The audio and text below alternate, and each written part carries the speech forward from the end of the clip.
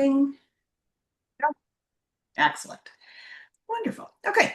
So I'm glad you're here. And I'm really glad that you've taken time away from your day.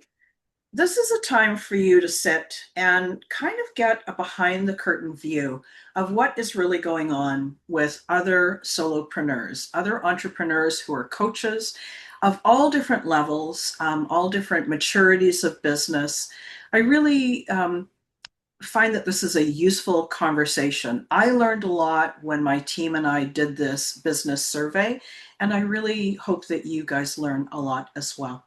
So, before we go in, I want you just to grab a notebook, grab a pen, settle in, and if you can, turn off any distractions. Use this time for yourself.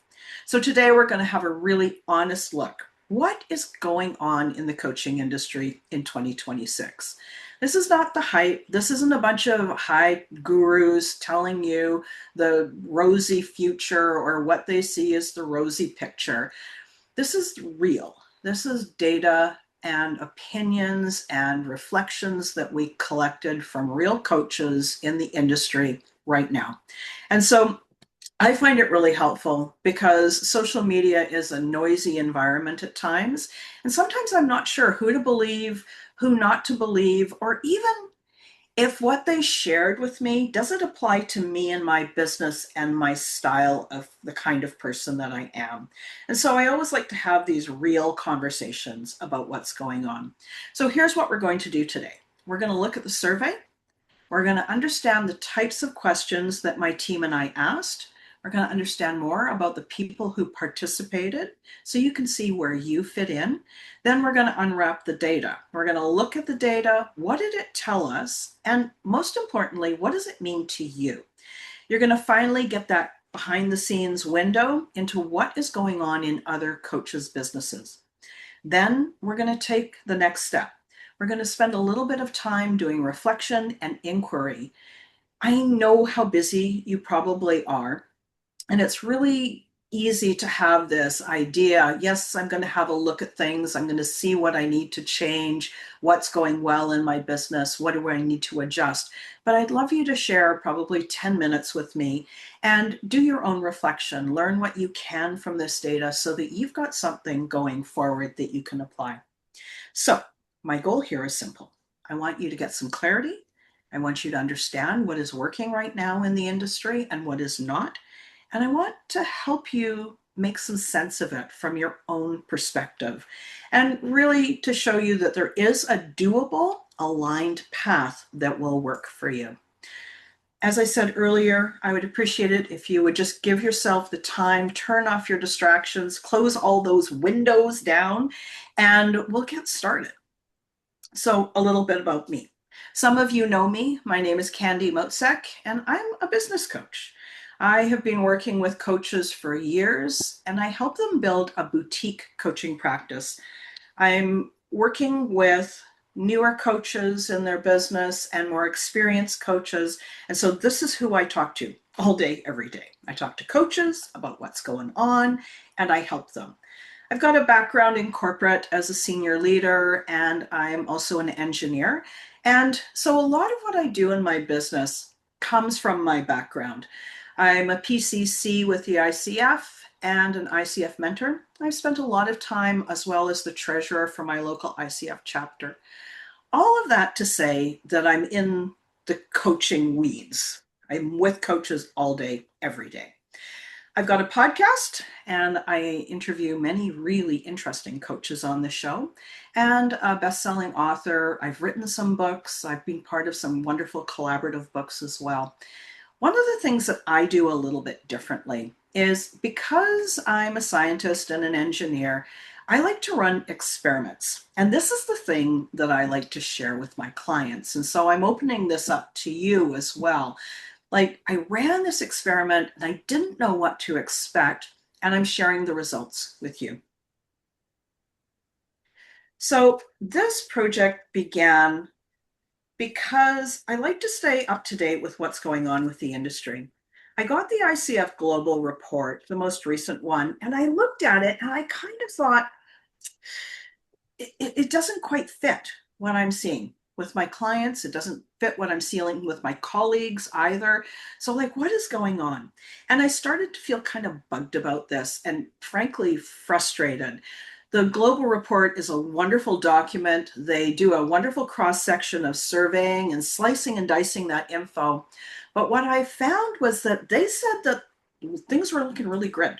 Things were really rosy in the industry, and coaches were very positive, and they were working with 12 and a half clients on average. But what I was seeing is I was seeing that coaches were working with clients, yes, but a lot of them were really working hard and maybe not having the results that they wanted.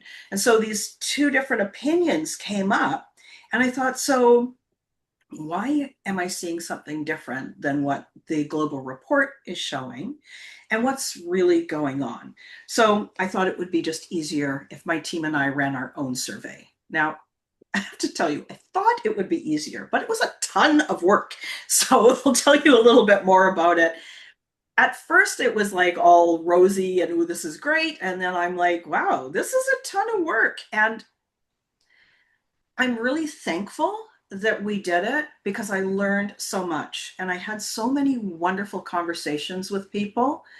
And it really helped me understand, I think anyway, what's closer to what's going on for coaches, mostly solopreneurs, not coaches who are working under contract for other organizations or internal coaches.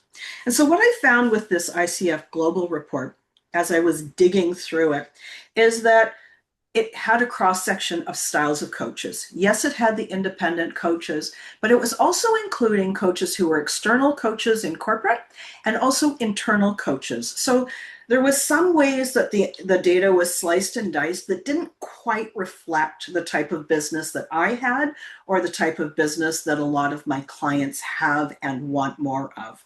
And so what did we do? We went out and instead of talking about the theory, we went out and talked to real people. I'll tell you a little bit more about how the data was collected. But one thing that I'd love to do is just invite you, if you have a question while we're talking, pop it in the chat.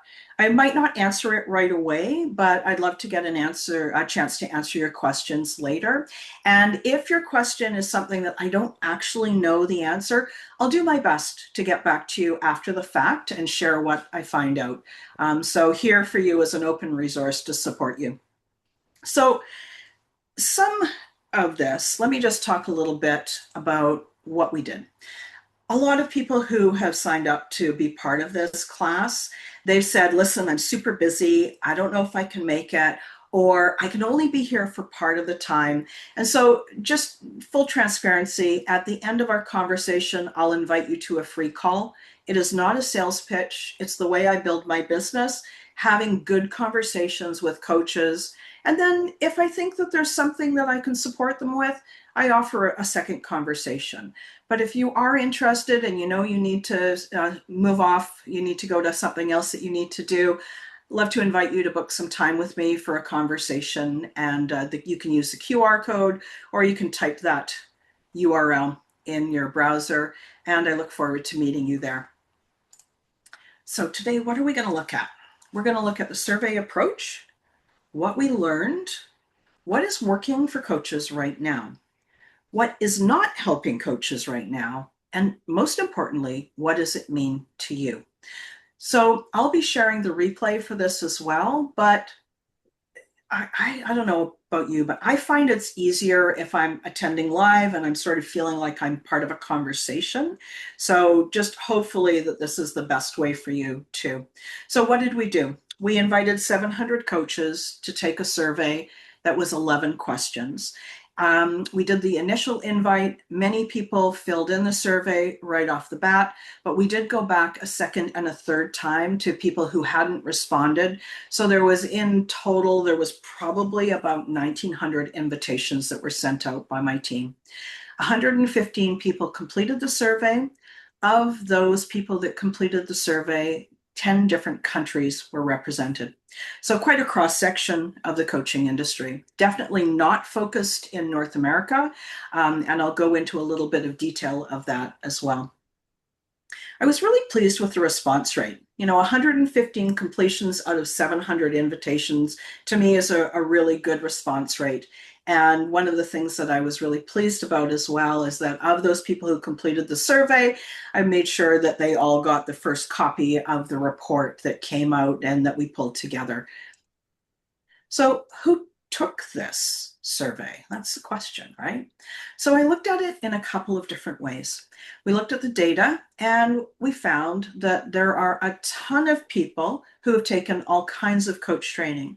Some of it coach training, ad hoc coach training, but then we've also got a lot of people with different credentials. We've got CPCCs, for those of you who are familiar with coaching schools, that's the coactive school, used to be called Coaches Training Institute. We've got NLP coaches, we've got CPQCs, those are the positive intelligence coaches, people with EFT training. We've got some people with the ICF credentials, the ACC, PCC, MCCs, and then the EMCC, which is the European side as well. So lots of people that are really committed to coaching as a practice, lots of education. And the sizes of the circles are just representative of the number of people who had these different credentials. Then, other than their coaching training, what other education did they have? And so, again, here we've got two very big groups that had both bachelor's and master's degree. We have people with MBAs, we've got some MDs, some PhDs, some lawyers, LLB, and some JDs. We've got lots of people who've done post-grad work and a number as well who are on track to getting their PhD. So well-trained coaches, that means to me people who really take their coach training seriously. This is a profession for them, and also people who value education and learning. So the next thing that I was curious about was, well, how long have you been coaching? And so it was really interesting that we've got about 20% of the people who took the survey are brand new, 0 to 1 year coaching. And about 18% have been coaching between 6 and 10 years. And then we've got these 30, it's almost equal, 31%, 2 to 5 years coaching, 31% over 10 years. So quite an even distribution when I look at this group. And so out of 115 people, if you figure about 20% of them are brand new, that's probably 22, 23 coaches.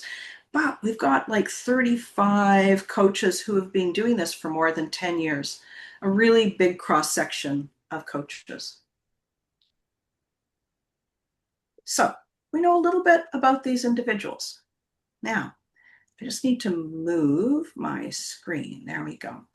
So one of the questions was, how many clients are you working with right now? And you can see on the screen that we've got most of the people are working with 0 to 2 clients. Notice that the light blue are the new coaches, people who've been coaching for a year or less. And the dark blue at the top of the bar, they've been coaching for more than 10 years. So 40 odd percent of them are working currently with 0 to 2 clients. Not too many clients, right? We've got a number that are working with 3 to 5 clients, 6 to 10, and 11 to 20, and very few who are working with more than 20 clients. Now, what these numbers don't show us is they don't say, how many clients do you want to work with? And I'll go into that a little bit more later, but this is just that snapshot. Like right now, if you were to open your coaching calendar, how many people are you actually working with? And so I thought it was interesting that at all levels, no matter how many years coaches have been coaching, some of them are coaching with more and some of them are coaching with less. But there is this sort of underlying weight to, you look at the number of people that are coaching 5 clients and less, lots of the coaches working with 5 clients or less. And so that's what I'm doing with this graphic here. About 70% of the coaches have 5 clients or less. 85% have 10 clients or less. And these numbers are interesting because the question then is, well, how many clients do they want?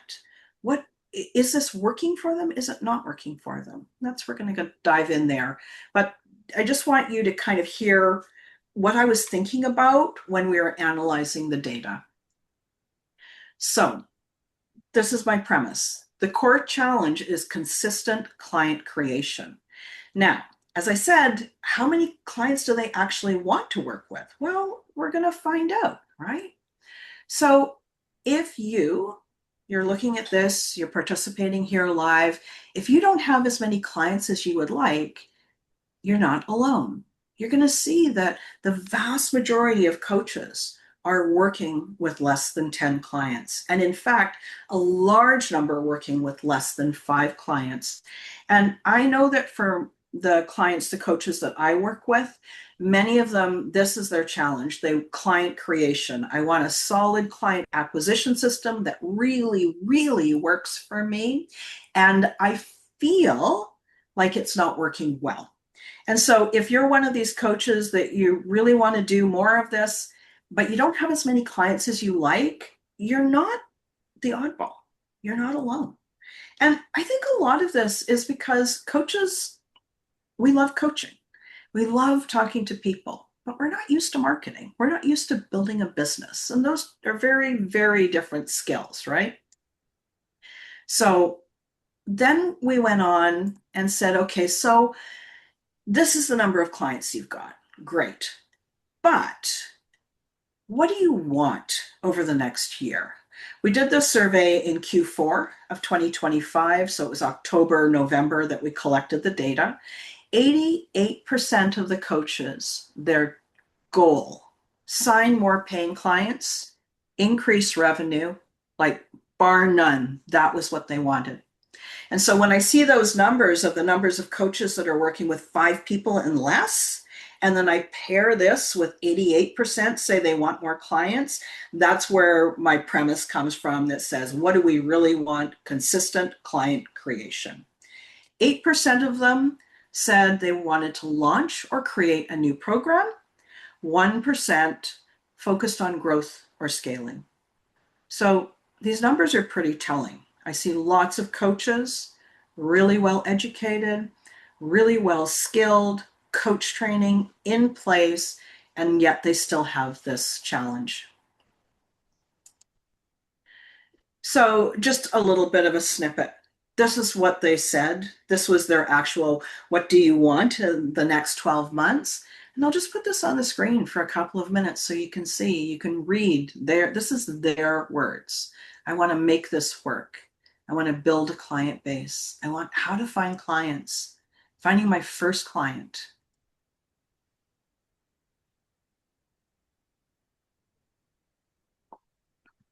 All right, so let's move on. So most coaches have these same 3 goals: consistent clients, reliable income, and confidence. That's really what it boils down to. These are not strange goals, right? Like it's not unheard of for somebody who is an entrepreneur to want to have consistent, reliable income, do the work that they love, that they've trained for, and to feel good doing it. Certainly not out of order. So what have we seen so far? Of this group of coaches that took this survey, we see that they have skill, they have experience, they have education, but those things alone don't necessarily give you the clients that you want. And so as I'm talking, start to think, does some of this apply to you? Like, is this sort of what you're experiencing too? Yes, no. Where is it a little bit different? Where does this make you feel like, oh, I'm not alone? Where does it make you feel like, oh, okay, I'm on the right path? Encouraging you to think for how does this work in your life and in your business?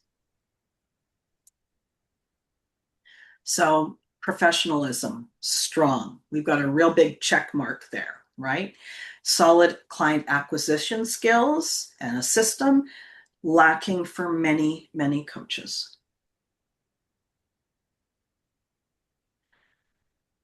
Too many well-trained coaches, not enough clients, and many of them are showing up and feeling like they're the best kept secret. And to me, like this slide is one of those ones that, I don't know, it really struck me because you take people who really want to have an impact on the world, right? We want to have an impact. We want to do good work. We want to help people. We want to be paid well for something that we're great at.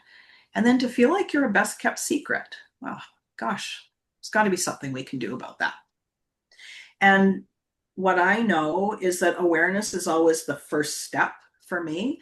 So as I'm seeing this and I'm seeing the coaches that I work with, then we know that there's a solution. When we're aware that this is one of the key challenges, then we can work at the solution. If we're not even aware that there's a problem, we don't even know what we're solving. So we've talked about client numbers, we've talked about skill levels and years of experience and education. The next questions were, so coaches, signing clients, what's working for you, right? And so this is based on percentage. So 40% of all of the coaches say that their clients mainly come from referrals. Not quite 20% say networking, and about 15% said speaking and podcasting. These are the things that are really working right now for coaches. And I said, okay, well, this is useful, good information. But what's working for those coaches who have more than 5 clients? So let me just go back here. This is for everybody who took the survey. These numbers are for everyone who took the survey. This slide is, let's only look at what's working for the people who have 5 or more clients. So previous slide, you saw 40% of them said referrals works for signing clients. Now when we're looking at coaches who are working with more than 5 clients, 88% say referrals. This is warm circle. These are people that you know, people who you've worked with, had a great experience with. Those are the people that are one of the best sources for signing clients. And again, networking. We went from not quite 20% to 50% saying networking is what's really working. And we went from 15% to 44% saying speaking and podcasting. So what I notice is when I look at everybody, I see a trend. But now when I narrow down to those coaches who are working with more clients, what was working is working even more. This is the place where they're doubling down and they're really seeing the results. And I found this really interesting. So we know the gap is not credibility. We know that coaches are trusted by their peers. And the reason we know that is because if they weren't trusted and they weren't getting results, they wouldn't get referrals. So what is working? We see these 3 areas, referrals, networking, podcasting, speaking. What do these 3 things have in common? Well, they've got human connection in common. We've got connection with people, we have relationships, and we have this thing that I've called authority. Now, authority is not the dictionary version of authority, but it's about being known for something and showing up intentionally. So leaning into your edge, leaning into your expertise. So what's working? Human connection, relationships, leaning into your edge, showing up intentionally. So we know what's working, what's not working. Well, we've got a lot of people, 25% say the website and blogging is not working. We've got 24% saying I do the social media thing and it's not working. And about 18% say I've done some paid ads, it's not working. So these are the things that are not working for coaches. There's a funny thing though that happened here in the social media category. 40% of coaches say social media helps them sign clients, and then 40% say it does not help them sign clients. And then we've got 12 respondents who say it has helped and it hasn't helped. So when I think about this, I looked at it and I was like, what's going on here?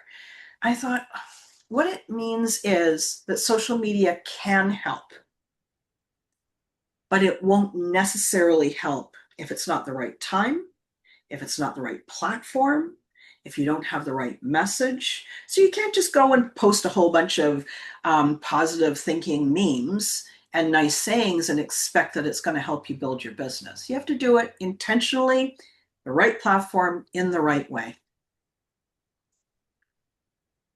So there's a right strategy at a right time, and that's for every coach. Like there's no one right strategy.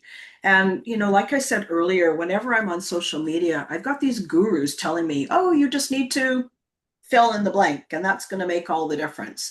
You just need to do this one magic strategy, and it's going to make a difference. And what we found is that it depends on the individual. It depends, are they ready for that strategy? Is that strategy aligned with their values? Is it? I don't know. Every time we have to look at it individually. So the answer is not work harder. The answer to have a successful coaching practice is connection, focused relationships, visible credibility. 84% of these coaches said relationship-based business development is effective. And when I saw that, I thought, so why would I want to scramble around and find another way? I've got people who've had success say, this is what works. So let's do more of that. Why would you want to focus elsewhere, right? You've got an answer that works for coaches. I can see that you guys have been putting some notes in the chat, and I really appreciate that. I'm avoiding looking at them because I thought it would be easier if I could just go through this information. You might find answers to some of your own questions there. And then also, I don't want it to be really distracted as I go through everything. So we know that if you don't have as many clients as you want, you're not alone. There's nothing broken about you, that you're probably a well-trained coach, really want to make this work. You've probably tried lots of different things. You need to find your right strategy, your right approach for your time of business. And we know that relationships is going to be one of the strongest drivers. We know that. We also know that it's not just about hustle, not working harder, harder, harder. You need to have a solid business foundation. And what do I mean by that? You need a coaching program that works. You need coaching experience. You want to have some kind of a niche that you feel really solid with. You want to have an offer that you also feel solid with. Then intentional connection and visible credibility. So let's talk a little bit about what happened with this survey. So when I did this, as I told you earlier, I was doing this survey because I couldn't understand why what I was hearing from the coaches that I talked to and what I was seeing in the global reports, why they didn't align. So it wasn't intentional that I was going to create this masterclass. I just got really curious. I didn't expect that I was going to create a data-driven report. If you're here, I'll be sending you a copy of the report so you can dig in there and see a little bit more of the detail if you're a detail person. I didn't intend to integrate a new way for coaches to reliably sign clients. I was just out looking at what is really going on, what's happening right now. The landscape has changed so much, especially with the AI and how easy it is to create content and just how noisy the online world is. I wanted to really understand, how could I best support my clients? So that's how I started. But what I found out was something really surprising. I already shared with you, we invited 700 coaches, 115 responded. I have got so far, actually that 126 is not the right number.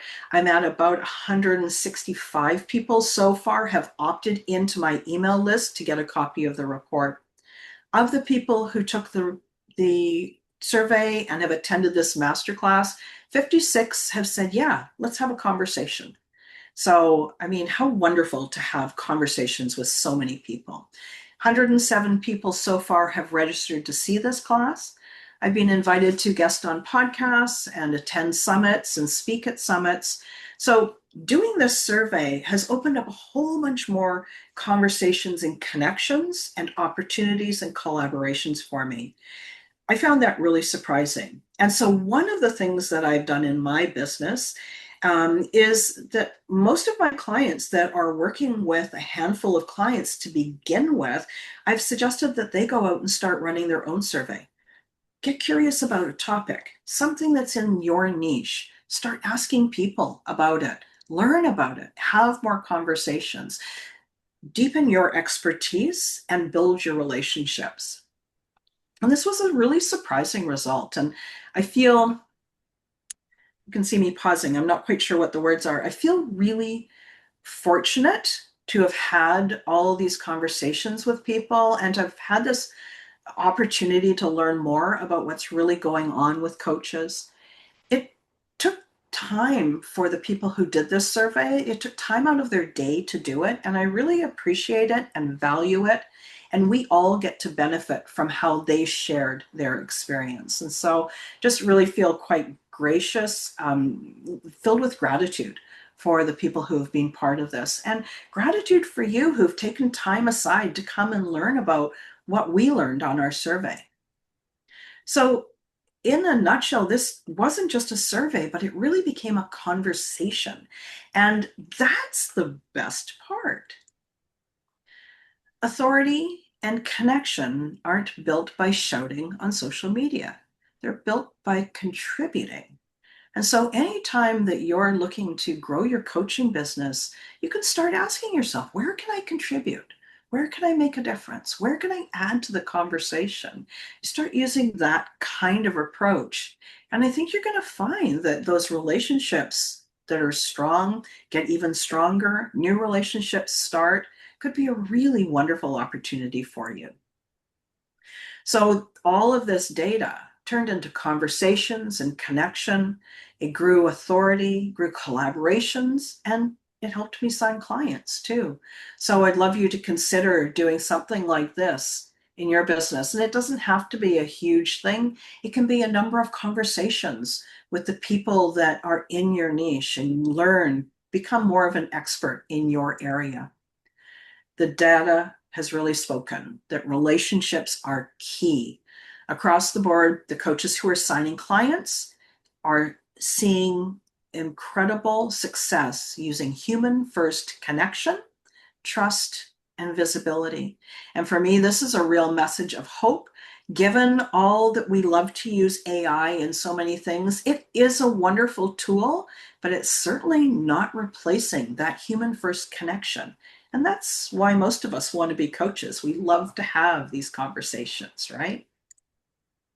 So, your key takeaways, and then we're going to move into a little bit of time for you to do reflection.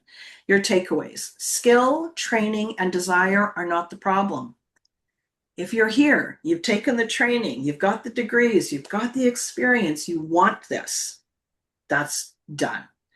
Data, assets, and relationships can help you build your authority. My guess is you've already got a ton of expertise. How do you make sure you're not a best kept secret for people who might want to work with you? That's your next step. And trust, relationships, and connection. That's the thing that creates clients. So you can always move from this best kept secret, invisible, to authority through more conversations, getting curious, contributing in your niche. So consider where that might play out for you. Like, what could you do, even starting today, that could make a real difference? So let me just give you, this is sort of what I've seen about strategies that people can use. Of course, every coach is different, every personality is different, but these are ones that I've seen that work really well to do this transition from invisible to authority. Launching and hosting a podcast, great way to have conversations. Podcast guesting, another really strong way. Building and leveraging a strong network. Just get to know people, contribute, support them, grow those relationships. Speaking and summits, also really great. Notice that all of these things have conversations and connections and relationships attached to them, and create a data-driven survey and report, something similar to what I've done and something similar to what I'm recommending that my clients do as well. So these are some approaches that you can take. You're the only one that's going to know what's right for you, but just to give you some thinking, some ideas about where you might want to focus. So if you're curious about what might work well for you, as I shared earlier, book a call. I've got a 30-minute time slot, so you guys can take those and come and have a chat, and we can talk it through. And maybe you'll get some clarity on it as well. I'm going to go into giving you a little bit of space to do some reflection and some self-inquiry. And at the end, I'll give you that link again. If you want to book some time in my calendar, I would love to talk to you. So I am going to switch hats, if that's okay with you. So I've gone from, hey, I collected this data, here's what we found. But now, if it's okay, spend a little bit of quiet time with me and let me sort of step into this place where I act more as your coach. If you can, you do not need to share anything in the chat. This is for you. You get to go and have your own reflection. I'm going to talk you through a few questions. I think I have 4 or 5 questions. What I'll do is I'll read the question. I'll give you about 45 seconds to a minute to reflect for yourself, and then we'll regroup at the end. So you've looked at the data.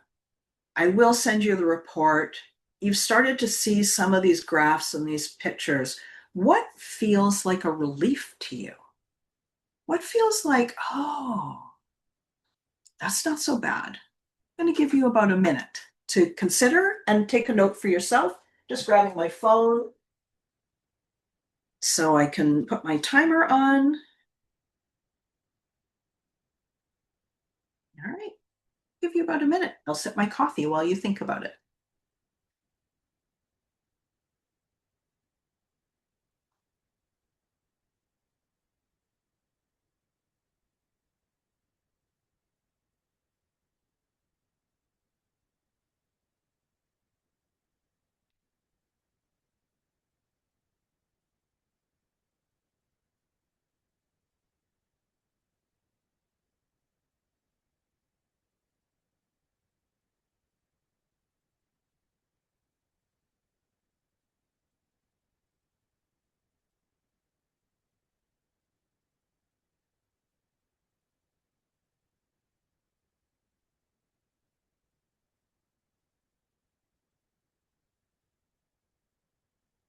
All right, come on back.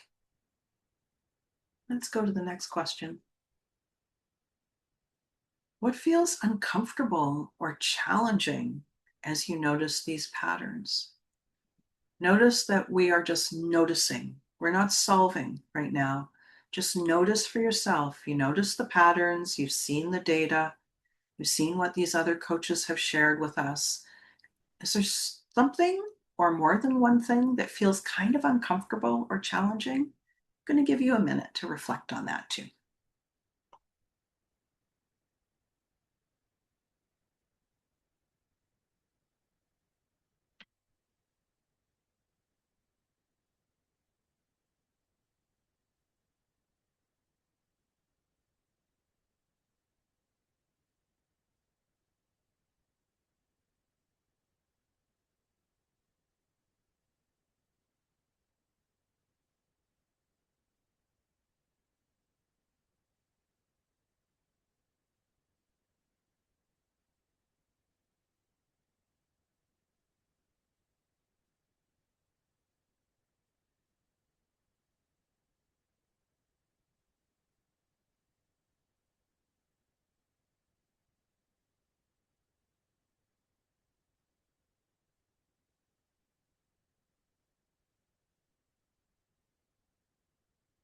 All right, next question.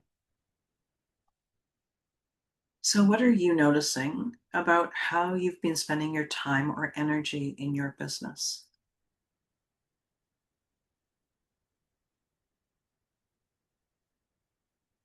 This one's kind of an open question.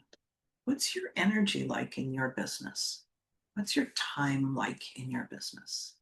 Is it the way that you want it? Does it align with your values? We'll join you in about a minute.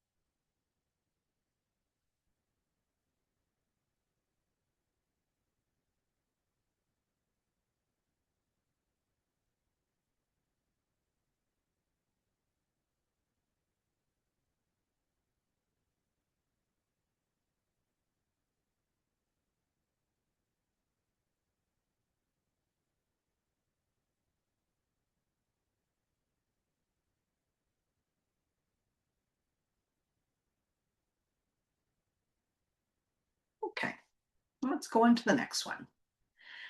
So, what have you been doing that you might need to rethink?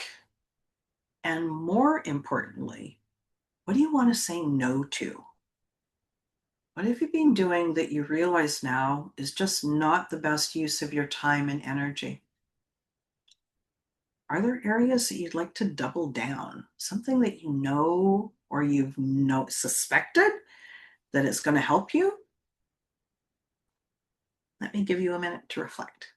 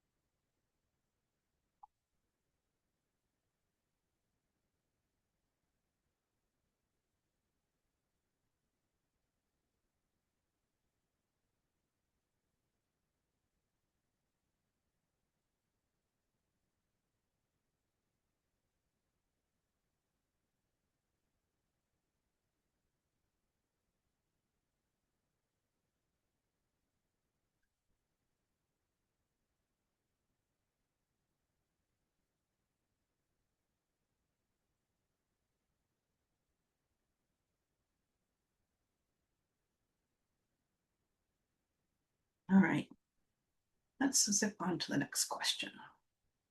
So, general coaching. If you trusted yourself completely, what would you change or add or delete?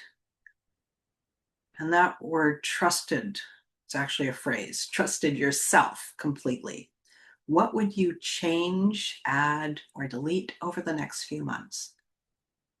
I'm going to give you 30 seconds because the first thing that popped into your brain is the right thing.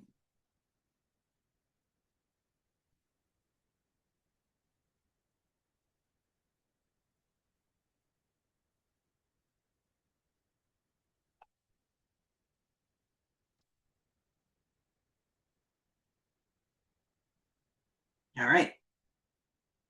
So if you want to book a 30-minute call with me to go through how do these numbers, how do these trends apply to your business, please use the QR code or the link.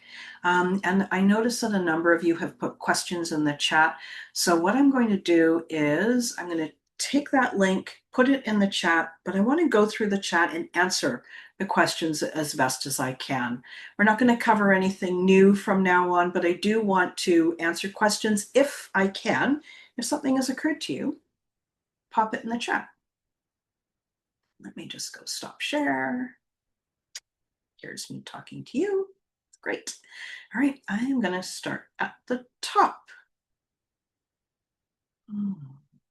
So, thank you, Allison, for the question. Allison, what is the geography? What is the geography you play inside versus the global report? So I'm not quite sure what that question means, but how I created the invites were people on, oh, Allison, I saw you took yourself off mute. Ask. Yes, please do. Ask me. I was just like, I had heard you say what I saw in the global report wasn't matching what I was dealing with. It was with my clients. And I was just curious where the people that prompted you to do the survey, like where had you been listening that you thought, oh gosh, this doesn't match? Yeah, so I'm in Canada, and most of my clients are North America, Canada, US, but I also have a number of clients in the EU and in Britain. So that's nobody in Eastern Europe, nobody in Asia or Australia at this time, but that's sort of the area that I'm speaking to. Does Yeah. that help? Okay, Yeah, that's great. Thank great, you. great. Ariel says, did you ask how many years it took to get to the referral stage? I did not, Ariel. However, if you look at the survey, you'll see that there are coaches who have been coaching less than 1 year who are working by referral. And that's because we're all adults. And my guess is that if you're a coach, you're a good human who wants to do good work. You've got a lifetime of connections and people that you already know. And those people know you, even though they may not know you as the professional coach. You start having conversations with those people. You give them a coaching experience so they understand what coaching is. And then maybe they want some coaching for themselves to help with their life, or they know somebody that might use some coaching. So I don't think it's the number of years, it's that outreach to those people that you already have a warm connection with. Give them a coaching experience, help them understand what coaching is, and reconnect with you as a human. And I think that that's the path. Jim, thank you for your question. I am one of those MD coaches. People know they need a doctor and what they want from a doctor. How do I convey why they need a coach and what they should want to get from a coach? Ah, I love this question. It's actually two questions. So just a second here. Let me ask the first question. The first question was, how do I convey why they need a coach? All right, I'm going to give you my sassy real person answer. Nobody actually needs a coach. None of us need a coach. Lots of us need therapy at some point in our lives, me included, like most humans, most adults that I know. We could use some help healing some of the dysfunction. But a coach helps us live forward into that life that we want. Having a coach is a gift, it's a privilege, it's having that thinking partner that helps you become more of that person that you want to be, create more of the life that you want to create. So when you ask that question, that's my sassy answer. But truthfully, how do you convey why they might want a coach? You give them a coaching experience. So if you know somebody, invite them into a conversation. You coach them, you talk to them, you find out what's going on in their life, you listen deeply, you ask them questions. And there is something so meaningful about having a conversation with someone where you're really listened to and heard and validated and acknowledged. People want more of that. Life is so busy and so cold and so data, like social media driven. People crave that human connection. So my thought on how to convey it is give them a coaching experience. Yeah. Let them know what it's like to talk to you. And now let me read the next one. How do I convey why they need a coach? I've answered that. What they should want to get from their coach. Oh, that's a great question too. I love it. So, what they should want to get from their coach is what do they want more of or less of in their life? And then the coach co-creates, collaborates, and shows up holding that vision of them being that greater person that they want to be, and the coach helps them get there. So, what should they want? It can be anything that they want more of or less of. I hope that's helpful. Oh, and Allison has given you some good feedback as well. What do your current clients say about why they need you? I love that. That's a great response as well. Let me go on to the next piece.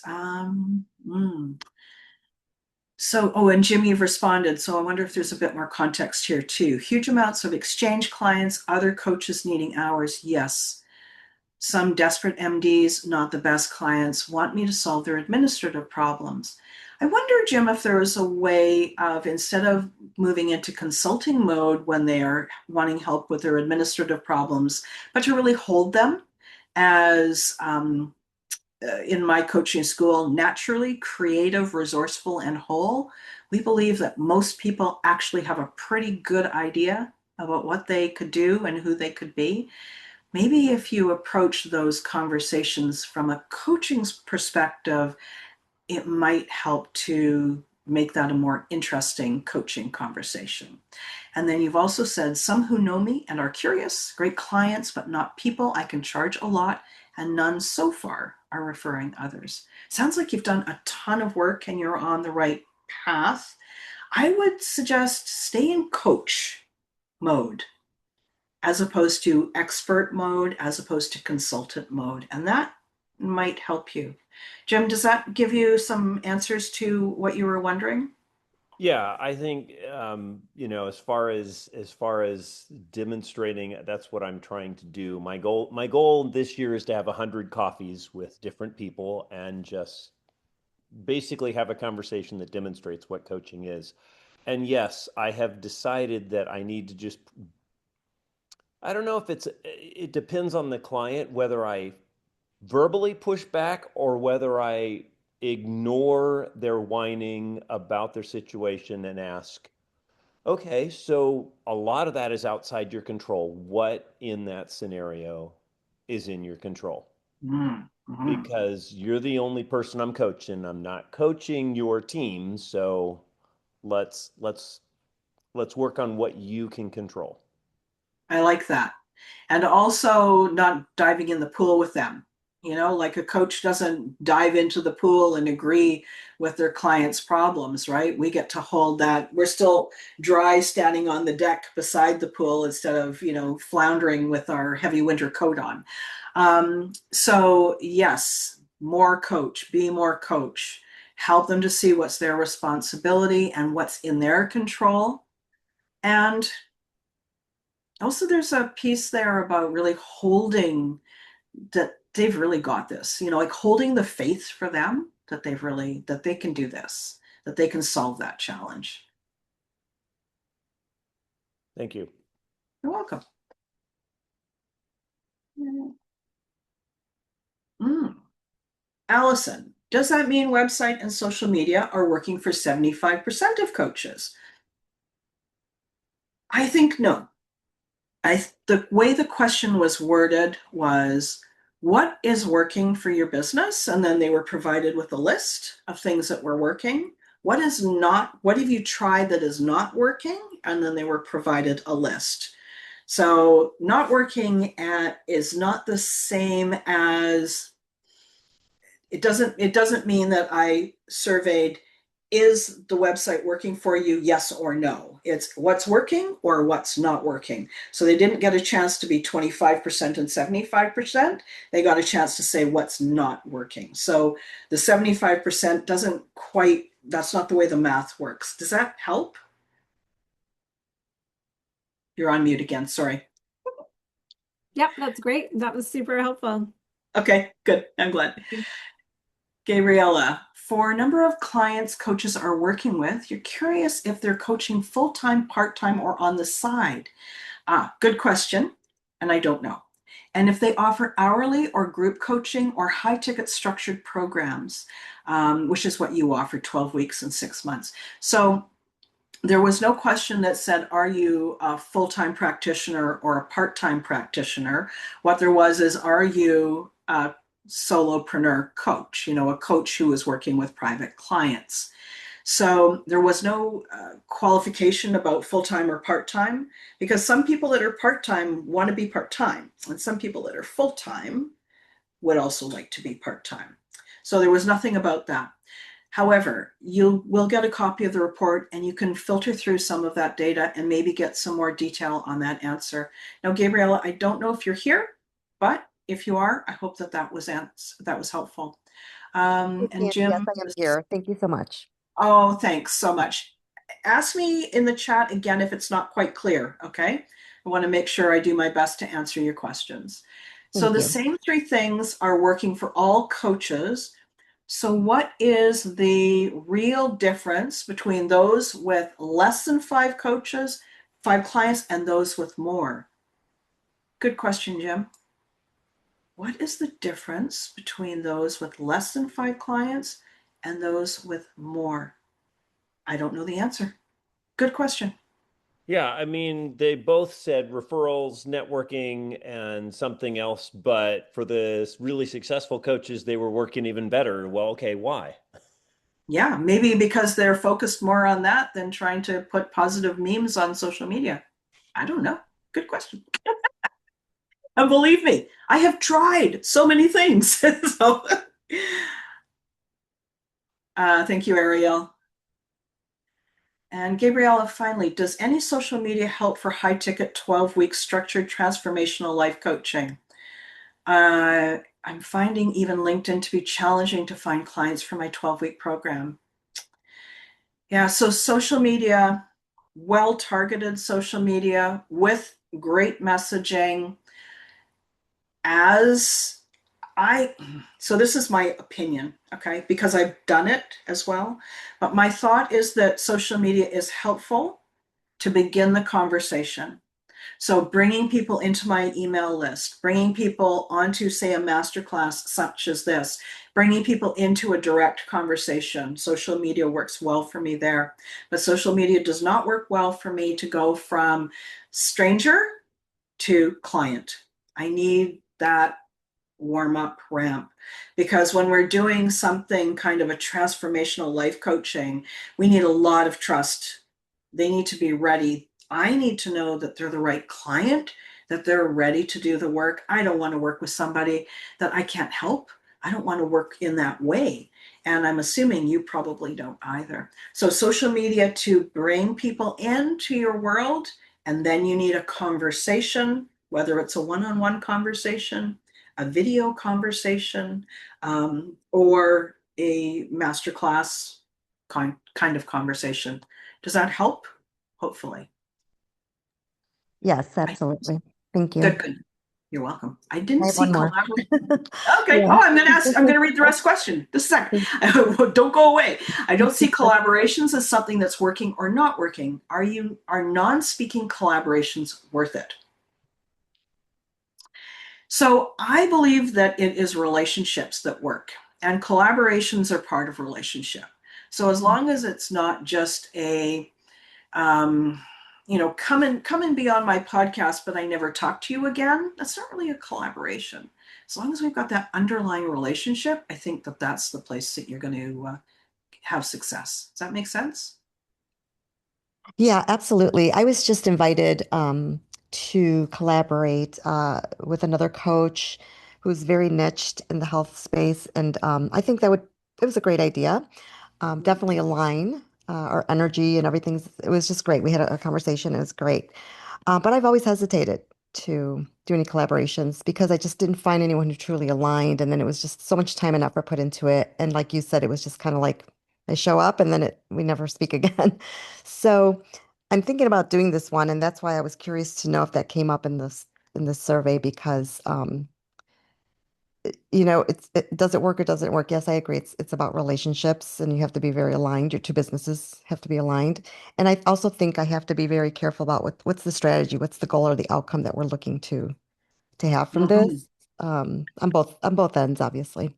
Yeah, I really like that. So your word aligned. So aligned in values and sort of business ethics and approach, but also aligned in outcomes. You know, like if you're Yeah. both looking to sign clients, great. But if one person is looking to sign clients and the other person is looking to monetize their podcast, now we've got, you kind of got oil and water, right? That's right. Yeah. Yeah.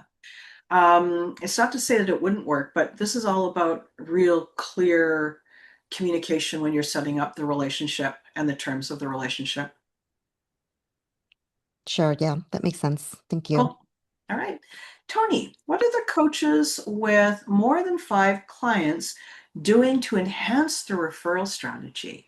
I did not ask that, Tony, and I love that question. Come off meat for a minute there. What do you think they might do? That's what I want to know. Well, I think you're right. I've been listening through this, and I know personally that, having relationships with people do build that. But I just like to know what it is that they do. Like, is it a certain formula that they use, or structured way of getting referrals? Because, I know marketing and business, they have a way of getting people to, lure them in for referrals. I just didn't know if they had stumbled upon something, or that they just have a certain way of doing things that maybe I'm not aware of. Okay.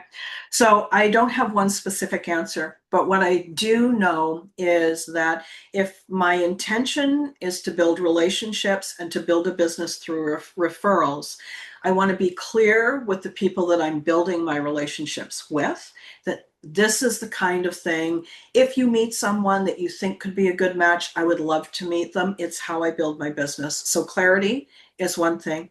And also, there is something about being relaxed while you're building those relationships. Like as I build relationships with the other podcast guests and the podcast hosts that I know, I, I'm building a relationship, but I'm relaxed. I'm not being graspy about, I'm only going to be your collaborator or, in relationship with you if we have this give and take. It's like, how can I help you? I show up as the coach that I am, and I'm clear about that I love to receive referrals from people, but I'm still going to show up 100% as Being me. present. Yeah, present, coach like, true to myself. Mhm. And, on the mechanic side, I mean, frankly, I have a list of people that I really value knowing them. And I keep that list open on my desktop. And every day I'm like, oh, I should reach out to so and so. Oh, this person would love to see this TEDx talk. Oh, I just read that book. I know somebody else might be interested. So, like, even though I might not be talking to them all the time, I'm in a relationship with them, right? Yeah. Understand that. And I think now you sort of spelled it out a little bit easier, or a little bit clearer. I can understand how people do get those referrals. It's just when you're new like me, you just get a little discombobulated of what structure, what way to reach out to people. Yeah, exactly. And you might be a new coach, but you're not a new adult Yeah. and you've got strong relationship skills already.